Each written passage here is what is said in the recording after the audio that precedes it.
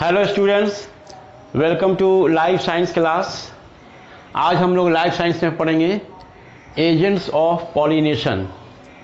हम लोग पॉलिनेशन यानी ज़ेरगी का अमल पढ़ चुके हैं कि ज़ेरगी का अमल वो अमल है जिसमें माने एंथर से जो पोलन ग्रेन्स निकलते हैं वो पोलन ग्रेन्स माने पिस्टिल के स्टिग्मा तक पहुंचते हैं, उसे हम पॉलिनेशन कहते हैं। माने पॉलिनेशन वो अमल है जिसके ज़रिया पोलन ग्रेन्स स्टिग्मा तक पहुंचते हैं, ठीक है, तो उसे हम पॉलिनेशन कहते हैं।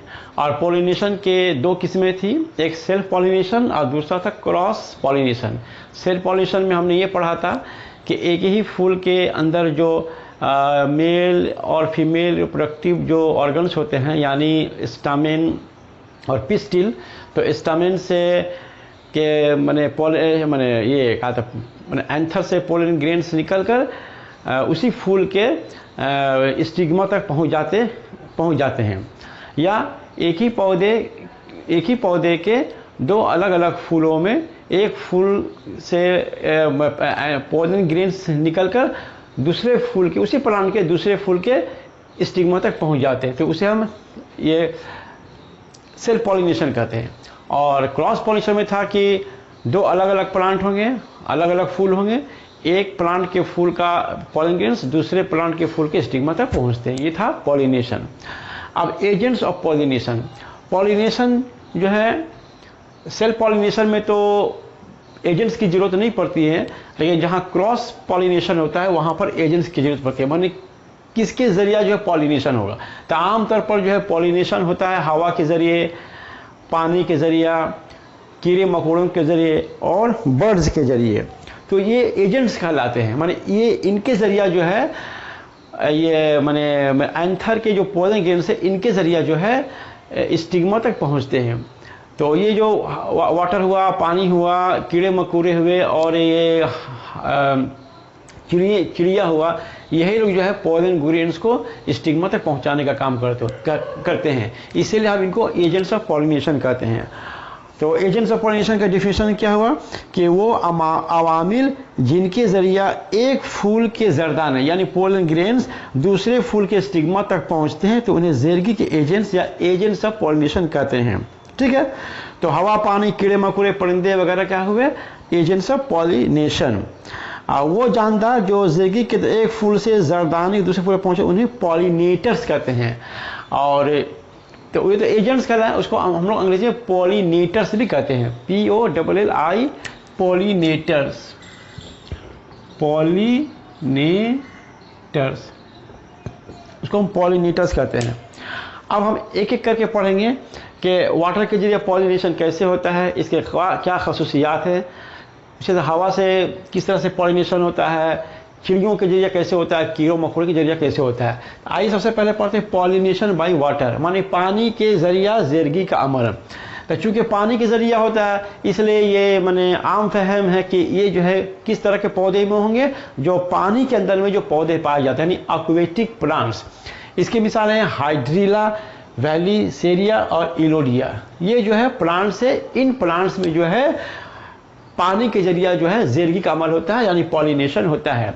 अब पानी के जरिया जो पॉलिनेशन होता है उसके क्या क्या खसूसियात हैं, तो पहला खसूसियत माने इसके माने कैरेक्टरिस्टिक ये है कि इस तरह के जो पौधे होते हैं इनके फूलों के जो पेटल्स होते हैं वो कलरफुल, रंगीन नहीं होते हैं। तो पहला खसूसियत ये हुआ कि इस तरह के पौधों के पेटल्स जो है, पंखुड़ियाँ जो है कलरफुल नहीं यानी रंगीन नहीं होती हैं। दूसरा चीज़ क्या है कि फ्लावर्स आर नॉट ओडरस, इनके फूलों में जो है खुशबू नहीं पाई जाती है, माने उसमें सेंट नहीं होता है, ठीक है, स्वीट स्मेल इसके अंदर में नहीं होता है। तीसरा चीज़ क्या है कि नेक्टर जो है नहीं पाए जाते। नेक्टर क्या है, असल में फूल के अंदर में कुछ ग्लैंड्स होते हैं, उसके अंदर से मीठा रस निकलता है, उसी मीठा रस को हम जो है नेक्टर कहते हैं और ग्लैंड को कहते हैं नेक्टरीज, ग्लैंड को कहते हैं नेक्टरीज, ठीक है, नेक्टरीज। तो चूंकि फूलों के अंदर में जो है ग्लैंड्स होते हैं उनसे मीठा रस निकलता है, इसलिए कीड़े मकोड़े जो है उस पर बैठते हैं और उसके रस को जो है माने चूसते हैं और पीते हैं, ठीक है। तो इस तरह के प्लांट में नेक्टर जो नहीं पाया जाता है। चौथी खसूसियत ये है कि reproductive parts float on water surface, माने इसका जो माने तौलीदी जो एजा है वो पानी के सतह पर जो है पाया जाता है, फ्लोट करता है। अच्छा, उसके बाद क्या है, pollen grains are produce in large number, इसमें बहुत ज़्यादा तादाद में जो है पोलन ग्रेन्स जो है पैदा होते हैं, प्रोड्यूस होते हैं, क्योंकि बहुत से पोलन ग्रेन्स क्या होते हैं, बर्बाद हो जाते हैं, इसलिए ज़्यादा तादाद में पोलन ग्रेन्स को पैदा करने पड़ता है। तरीका अमल क्या है, माने किस तरह से इसमें पॉलिनेशन होता है। तो होता ये है कि इसमें इसके एंथर जो है पोलन ग्रेन्स को जो है पानी में खारिज कर देते हैं। अब पानी में जब एक बार खारिज हो गया तो आप वो जो है पोलन ग्रेन्स जो पानी के बहाव के साथ पौधों के स्टिग्मा तक पहुंच जाते हैं, और फिर स्टिग्मा तक पहुंच जाने के बाद जो पॉलिनेशन का अमल होता है। अच्छा, नेम ऑफ प्रोसेस, मतलब वाटर के जरिए, पानी के जरिए जो पॉलिनेशन का जो अमल होता है, इस अमल को हम कहते हैं हाइड्रोफिली, इसको हम कहते हैं हाइड्रोफिली, ठीक है। अब इसके बाद हम लोग पढ़ते हैं pollination by other agents. Pollination by air यानी हवा के जरिए ज़ेरगी का अमल। हवा के जरिए ज़ेरगी का अमल जो है गेहूं, धान, मकई, इनके फूलों में हवा के जरिए ज़ेरगी का अमल होता है, और राई ग्रास में भी होता है।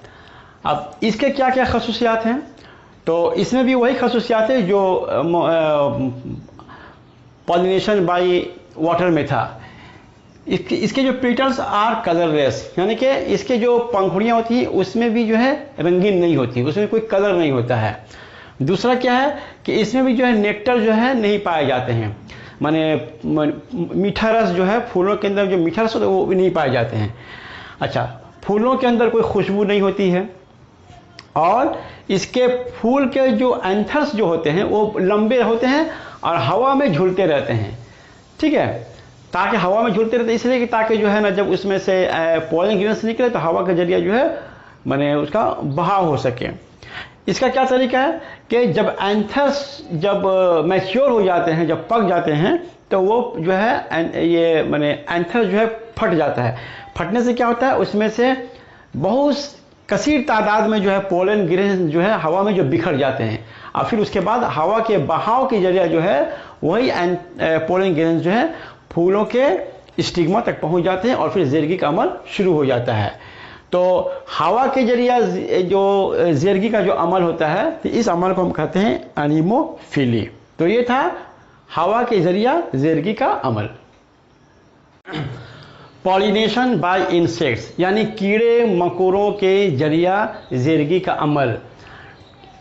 इसमें क्या होता है कि सबसे पहले ये किन किन माने फूलों में होता है, तो आम, सूरजमुखी, मेरीगोल्ड, ठीक है।